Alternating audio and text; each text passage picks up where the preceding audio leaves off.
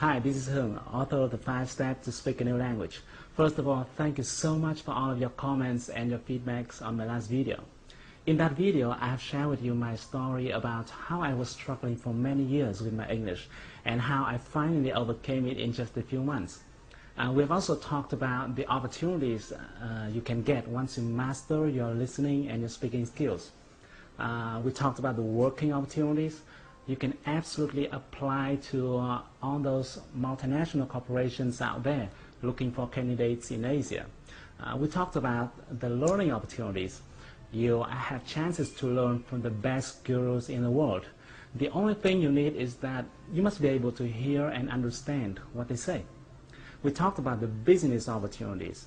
The business world is now flat, and you are free to join the global market, to search for a customer, your suppliers, your partners around the world.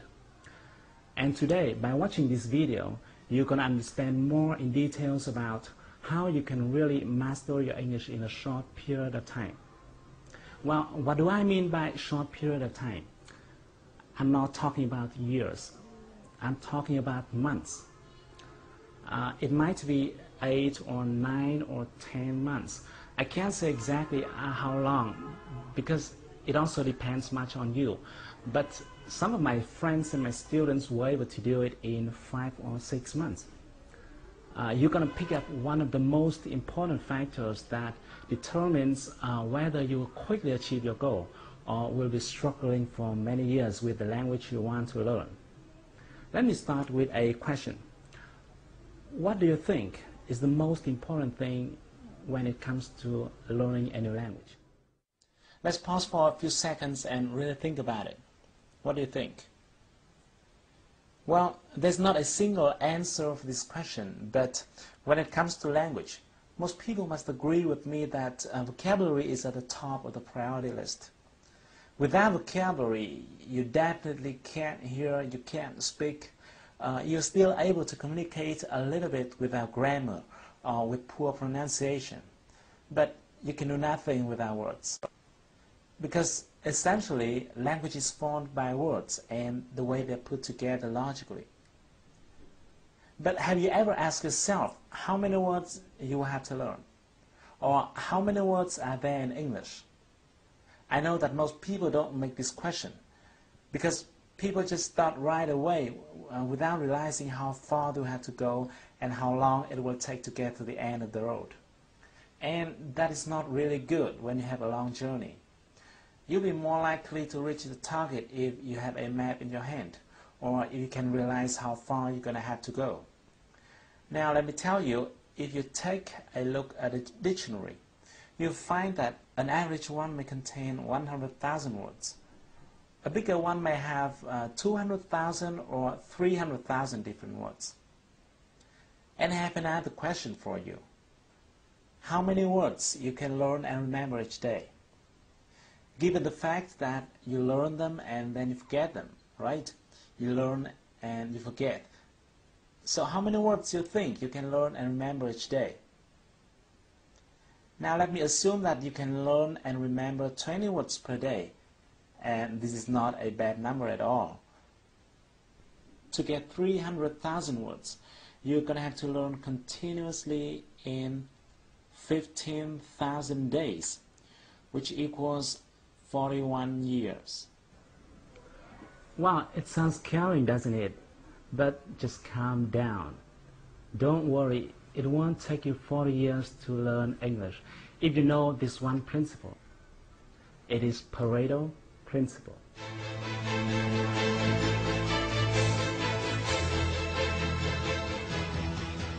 Even though you could have heard about it before, but let me give you a very quick review. Things in our world are arranged by an interesting rule, which is called the 80-20 rule. This was found by an Italian economist named Vilfredo Pareto. That's why it is also called the Pareto principle.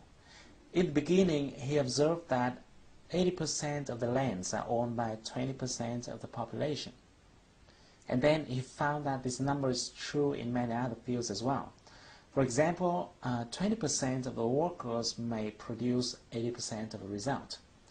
or 20% of the customers may bring in 80% of the revenue, or 20% of the features normally cause 80% of the usage, and so on. In fact, the rate 80 per 20 is rather a symbol than an exact number. In many cases, it could be 90 per 10 or 95 per 5.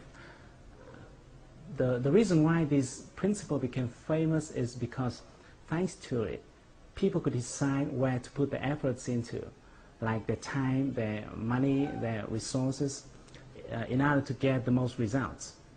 And the great thing is that this principle is also true in learning a new language.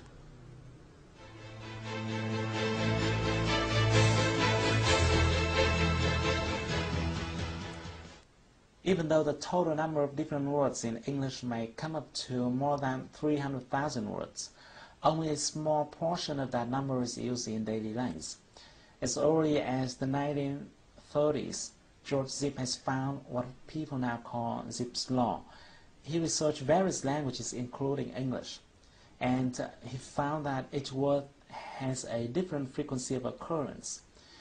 In English, for example, the word "the" tops the frequency ranking with 7.5%, the word "of" following with 3.5%, and so on.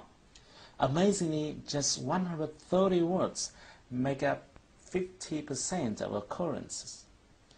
Other studies show that Americans use somewhere from 2,500 to 3,000 most common words in their daily lives. The good news is that these 3,000 common words build up more than 95% of the content in any conversation, telephone call, email, or even books and newspapers. In other words, instead of learning more than 300,000 different words, you can focus on 3,000 most common words but still understand 95% of all conversations, emails, newspapers, and books. These most common words belong to what we call the core vocabulary. Some linguists believe that the core vocabulary should contain 4,000 instead of 3,000 words. Others think it should be 2,000. But to me personally, I think the exact number is not very important, because the bottom line here is that you will be able to master your new language by focusing on this core vocabulary. When I share this finding to my friends and my students, some of them ask me, what happens if I still want to learn every word because I want to understand 100% of the content? Well, if you have the same question, let me tell you the following 3 points. Firstly, I'm not telling you to stop learning after getting those 3,000 words. Because once you're mastering your core vocabulary and understanding most of the language, no one stops you from discovering further to enrich your vocabulary, right? The point here is, which side do you want to focus on first? Do you want to spend years focusing on 297,000 uncommon words to understand 5% of the language? Or do you want to spend a few months focusing on the 3,000 most common words to get 95% of the language? And secondly, another reason for you to focus on the core vocabulary is that in order to remember and be able to use a specific word, you will have to be exposed to that word at least several times. Many linguists believe that a person will need to get exposed to a certain word from 5 to 10 times to master it. And that's why it's not a good idea to spread your efforts unfocusedly. And finally, let me tell you, 95% is fine. It's fine. Think about it. Getting 95% of a content is similar to getting 19 words of every 20 words. Let me give you an illustration. If you pick up a page from a newspaper or a book written in your mother tongue, like this one. This is a page I copied from VN Express, and then I tried covering one word every 20 words. Every 20 words, I covered one word. Let's try reading through it. Try it. Can you almost get the whole meaning? It is okay, right? That's why I said 95% is already fine. And if you notice, even when you're speaking in Vietnamese with someone living in another location, you may not understand everything if that person is using local glossaries. And what would you do if you don't understand one word or another? You would simply ask, what? Or what do you mean by, or things like that. It happens all the time in communication, even in your mother tongue. And in the last minute of this video, let me tell you my little secret. Actually, I don't know many words. I can't tell you exactly how many English words I know, but I'm quite sure that I don't know more than 300,000 words. But I can speak English quite freely, as you see I'm doing right now. I have no problem talking to my partners, negotiating deals over the phone or face-to-face.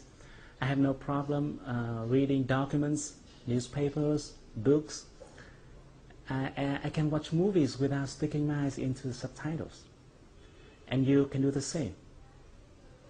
Now that you've got one of the most important secrets that determines whether or not you will quickly achieve your goal in learning a new language. But we haven't talked about how you can actually get them. Which words are they? In the next video, I'm going to share with you a technique that will help you to quickly acquire all those important words. And the best thing is that you won't have to memorize them, but it will naturally go into your mind and will be retained in a long period of time. So, thank you for watching my video. If you like it, share it with your friends and your beloveds. If you're using Facebook, just simply click the like button to share it with your friends. If you have any question, or even if you don't agree with what I'm telling you so far, feel free to give me your comments and your feedbacks. I'd love to hear them. So stay tuned with your inbox. I'm going to send you the next video soon. But until then, take action. Do something. Do something right now to improve your English. Because if you want to shine tomorrow, you got to sparkle today.